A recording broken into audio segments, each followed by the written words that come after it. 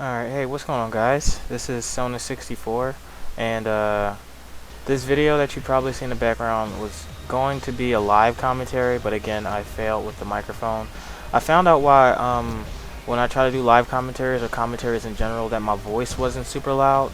It's because this microphone, when I got it and I plugged it in, the microphone setting on Windows was sent to, like, I think it was set to like boost of like 20 or 30 or one of those. I know it was really high, and it kept picking up feedback from my earphones because I have 50mm drivers.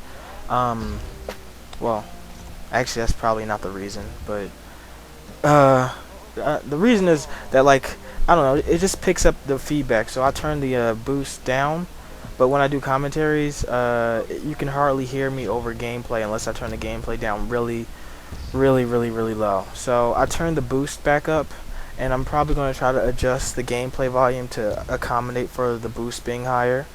But I hope this commentary should be fine. I mean, since I'm doing a video, since the video was made like without the commentary, like this commentary that I'm doing right now, I'll be able to turn up the audio because it won't be stuck to the video. So anyway, be honest, this commentary was just about some Eclipse rules. And I wrote these down a while ago, and I want to go over them now so I can get rid of them because they've just been sitting on my desktop. And a lot of pros, who play Eclipse, I wouldn't call them pros, but veterans or people who've been around for a while have their own little rules and little things that they do to make them play better, help them play better, and how they see the game and how they want to play it. But for me, I have my specific set of rules, and after this video is over, if you guys want to add some Red Eclipse rules that you think might help noobs become pros, because that's what these rules are for. This is to help it's just to help the noobs become better. So anyway, we'll start with rule number 1, so you guys can kind of get an idea of what I'm talking about. Rule number 1: never stop moving. This honestly goes for almost every game that I know, except maybe Battlefield, I guess. But to be honest, in this game, if you wow, I'm sorry. Anyway, if you stop moving in this game, you're dead. Straight up. People move way too fast and they aim way too quickly for you to just stop moving for a couple of seconds. You want to always keep moving, whether it's just strafing left and right or jumping around your target, moving around him, trying to just make sure he doesn't get his crosshair on you. Because the minute or second that you stop moving, at the very most, you're only allowed to have 10 seconds of not moving unless you're playing against someone who's blind. So if you stop moving, you're dead, because stationary targets are easier to kill than moving targets. It's a lot easier to hit a wall than it is to hit a moving target. That's just how it is. Now, rule number 2, never crouch. This isn't Battlefield, and it slows you down if you do. Kind of self-explanatory. I guess in this game, crouching is a little different. When you crouch, it really doesn't do much for you. You move at a slower pace, and people who move fast can just move faster than you, jump up on you, and kill you. And I've seen people trying to crouch behind cover and stuff. To be honest, doesn't really work in this game, unfortunately. So crouching is kind of a bad idea in this game. Rule number 3: never vote for more than 3 mutators. This is more of a pro tip than it is anything else, because it really annoys the crap out of people like me who just want to play regular games. Like, I could see Team Instagib Medieval Deathmatch, 3 mutators. Team Instagib Dual Deathmatch, fine with me. Quick Instagib DTF, maybe not quick Instagib DTF, maybe quick Arena Vampire DTF. That's much better. But anything more than 3 mutators, like say Team Instagib Medieval Dual Onslaught Hover Resize Deathmatch, is a mouthful, and it's a no-no. It's just because, think about it, every mutator that you put in the game you have to take account for. Instagib means that you have instant kills. Medieval means you have a sword, so instant sword kills. Duel means you're only playing against one other person. Onslaught means that there's going to be NPCs that will be trying to kill you, and they can hit you in one shot and kill you. You know what I'm saying? Hover means that you can hover around, and resize means that, well, you get smaller, although I don't really see the point of resize and Instagib, but it just means you get smaller. So anyway, that's just too many mutators to account for, which is why I suggest that you should only use about 3 mutators at a time. Rule number 4: flamers are for noobs. Not really much of a rule as it is a fact. Flamers are like spray weapons, basically. That's the reason why they were made, and they're just newbie. That's just how they are. They have residual damage. They might be low damage, but they do residual damage. So if you did 50 damage to somebody, he'd probably end up losing about 75 damage tops. 70 or 75 damage, depending on what server you're playing in. But yeah, flamers are for noobs. So if you pick one up, you're most likely going to get called newbie or you suck. Rule number 5: don't sit back and protect your teammate while he's holding the enemy flag. If the opposition has your flag, if the two teams have each other's flag, your teammates are just watching you, making sure they don't kill you. It just takes longer to cap. There's no reason to do that. Go and try to kill the person with the flag. That's the idea. Go kill him. Rule number 6: never put a Wazu member and a Frogteam member on the same team. Not really sure how to explain that one, but I know that whenever I play with Frogteam members against, say, a lobby of noobs or a lobby of anyone else in any other clans, the Frogteam and Wazu members usually win. They usually do. So yeah, Jetpack. Oh, I'm sorry. Rule number 7: Jetpack and Hover are for noobs. This game has always been about parkour, and jetpacks and jets severely limit that kind of action, because when you're like dodging left and right, and let's say you dodge off of, say, not a cliff, a set of steps, and you end up pushing the jump button by mistake, you end up like jetpacking in the air or hovering, and it just gets annoying. Not to mention the fact that people who need to hover around the air just look newbie. Like, parkour is more, it's just more pro. It's just how it is. This is how it is in this game.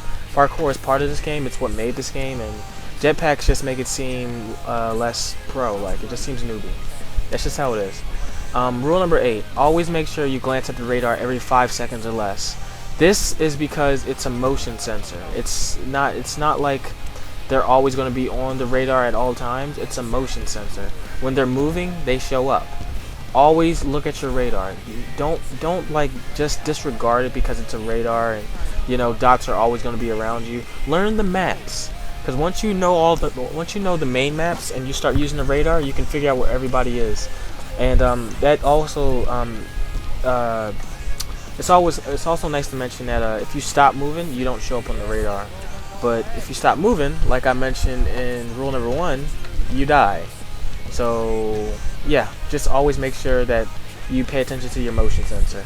Rule number 9: never vote resize without vampire mutator, because resize alone is a joke and it's incredibly aggravating, just killing people and them getting smaller. Vampire balances out resize, because when you shoot people, you get bigger and they get smaller, which means it gives them easier opportunities for them to shoot you, and they can get back to being bigger and they can get more health. So yeah, resize voting just vampire, I guess, is okay, but resize the vampire makes it a little more fun and I guess slightly more competitive, but just resize alone is just annoying as hell. It just is. You're being punished for being good. Enough said. Anyway, rule number 10: quick defend the flag is usually better than regular DTF, because Call of Duty's domination game type, as you guys know, you just hop on top of the flag, it goes up to 100 and you have it.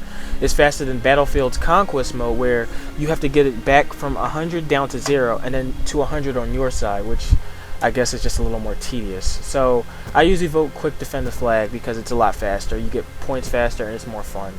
11: always try to pass the ball in bomber ball to your teammates, because chances are, if you're on a big map, like for example center, you won't make it across the map in 15 seconds to score.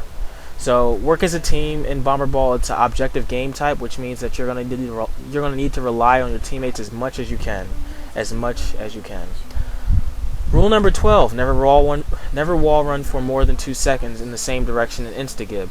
To be honest, you really shouldn't move in one direction for more than 2 seconds in Instagib, because people can lock onto you, snipe you, you're dead. Rule number 13: never melee someone with holding a grenade. If he's holding a grenade and you kill him, he blows up, you die. Easy as that. Don't do that. It's like shaking up a soda can vigorously before opening it. You don't want to do it. It gets messy, really messy. Rule number 14, always try to go for headshots. This is very important because headshots give you 3 points versus a body shot, or just regular kills are like 1 to 2 shots, and headshots are worth 3 points. Everything else is worth 1 point. So you always want to try to get headshots whenever you can. Rule number 15, don't camp in one position. Camping is stupid, it's gay in any game, and people will lose respect for you when you camp. It don't matter what game you're playing, camping looks stupid. Even in this game, camping looks stupid. In Battlefield, I guess camping is less stupid, but it's still... Camping is camping, and no one likes camping. This is a first-person shooter. It's supposed to be fast-paced. And this game, in general, this one is supposed to be fast-paced. So always try to not camp, if you can. People who radar whore, I guess, are kind of sucky. You don't need to radar whore in this game, but if you do... well, people still won't like you for it, so yeah. And the last rule, for me, of course you guys can always write down your own rules, but rule number 16, never strafe in the same way for 5 seconds, because people like me will figure out your strafe, lock onto you, and shoot you down within those 5 seconds. Now, you always want to try to keep your strafe mixed up, left, right, left, right, left, left, left, right, left, right, left, right, right, left, right, right, right, left, right, right, right, left. Just mix it up. Don't left, right, left, right, left, right, left, right, left, right, left, right, and expect to not die, because he will figure out the amount of time it takes you between when you move left and when you move right, when you're about to stop moving and when you're about to start moving, and where you're gonna land, and he'll lock onto you and he'll kill you. It's just that simple. So anyway, those are my rules for Eclipse. I probably have more, but I couldn't think of them all. I hope this helps some of the noobs who probably play Eclipse. They're probably not even gonna watch my video, but I know I have some people who do watch my videos, and those people who actually have played Eclipse, if you have rules you want to just add, what I'm saying, just type them down in the comment section. It's always nice to have a little spot for rules, and maybe not rules like pro tips, but I mean, to be honest, they're more like pro tips / rules. So anyway, I want to thank you guys for watching, and I will have another commentary for you guys later. Peace out.